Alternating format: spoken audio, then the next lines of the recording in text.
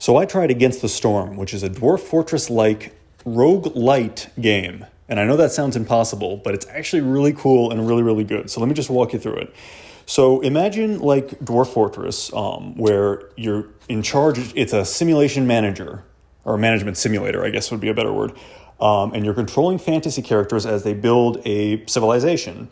Now, there's a lot of things that make it different and that are really, really cool. First of all, much, much easier to pick up and just kind of play. Like the UI and everything, it's pretty smooth.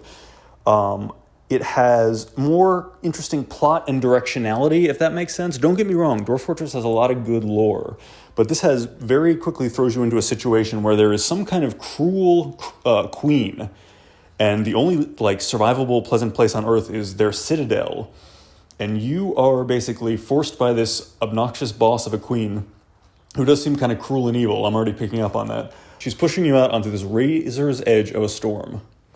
And it's like a brutal world-ending storm. You really can't survive out there for long. And she's sending you out there in little stints, basically. And she wants everything that she wants done correctly. And that's how you win, basically. If you can get everything that she asks, which is very unreasonable, that's what makes it difficult, done before she gets too impatient with you, then you win the game. And here's the part where it's a roguelite comes in. So the idea being that you will fail hundreds and hundreds of times, presumably, to satisfy the queen, and you will have to try again from the beginning. But what makes it roguelite instead of roguelike is that every time that you make some progress, you get points to spend towards your character profile, and it makes things a little bit easier the next time. So eventually you will be able to brute force and give the queen everything that she wants because you have put the hours in and your account is very, very buffed up. If you've ever played like, Hades. Hades or any other roguelite, Noita on Steam is also like a lesser-known gem that maybe I should do a video about. But anyway, this is about Against the Storm. So this game is in alpha or possibly beta, but it's pre-release. So it's not even finished yet, but it is very good and very fun. Very addictive. I really couldn't stop playing until I had lost for my first time. You're seeing some of the footage here is from the tutorial, which is very, very helpful. Really wasn't hard. I was tired when I tried it this morning, and I was like, I don't know if I want to learn anything too complicated. It's really not. I would say Dwarf Fortress should at least have a peak, and I'm sure that these devs, are aware of each other. But in terms of easy UI and just easing the player in, it's very, very good. So let's see, what have I covered? So the cool plot and directionality, yeah, it does seem like there's going to be like a hidden plot. Same with a lot of roguelites where there's like a turn or a twist, and we're going to have to kind of like resist the queen as well as serve her. So I've really been enjoying that. The other thing is that there's this cool forest clearing motif where you start in like a clearing and it's always raining. There's 2 seasons. So it's like it's raining gently or it is raining super, super hard, and nobody likes that. There's 3 races of humanoid in this that I've met so far, and they're lizard people and beaver people and then humans. And none of them like the rain per se, but like it's always raining in this world, and there's a wet season and a relatively dry season, which is just like drizzling.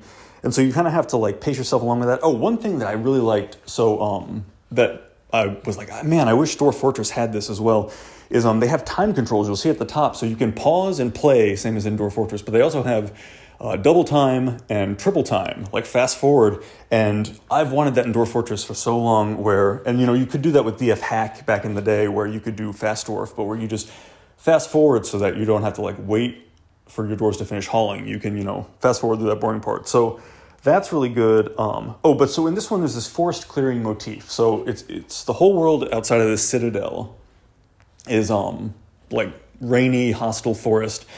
And what you're doing is you're like breaking through little bubbles in the dense woods to find clearings called glades. And those glades have resources. It's basically what you need.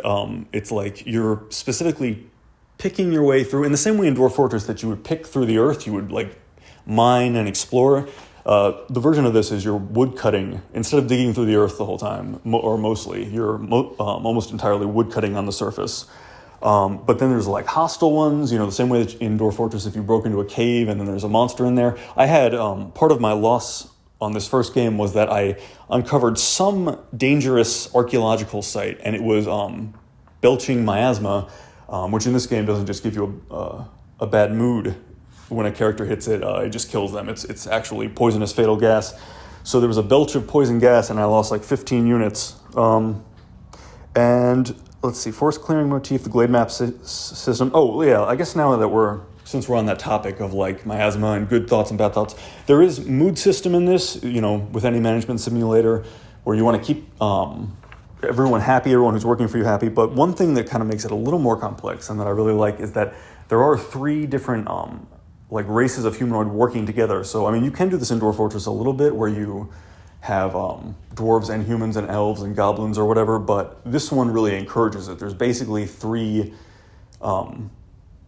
peoples, and they have different personalities, they have different skills, personality types and different skills, and you have to kind of like keep track of that. And there will be like rivalry in between, where you really, you can treat the humans extra good, but the lizard people might not appreciate that, and vice versa, stuff like that. So really, really cool.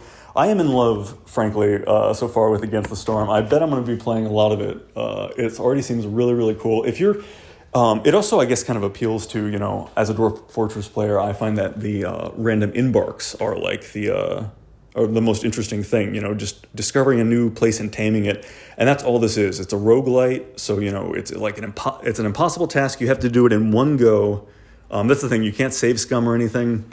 You're doing it all in one take. You can pause the game, you can save and quit out, but that's the only no redos, I should say. That's the only pause in gameplay. Oh, that's the other, so it's weird because it's roguelite, but it you can pause whenever you want, kind of like NetHack, kind of like the original roguelike game, where you just can't go back, you just can't rewind. And I hope I made that clear enough, because I kind of contradicted myself there. But just like NetHack, there's no takesy backsies, but you can pause and you can think for as long as you want at any given moment, which is really, really nice.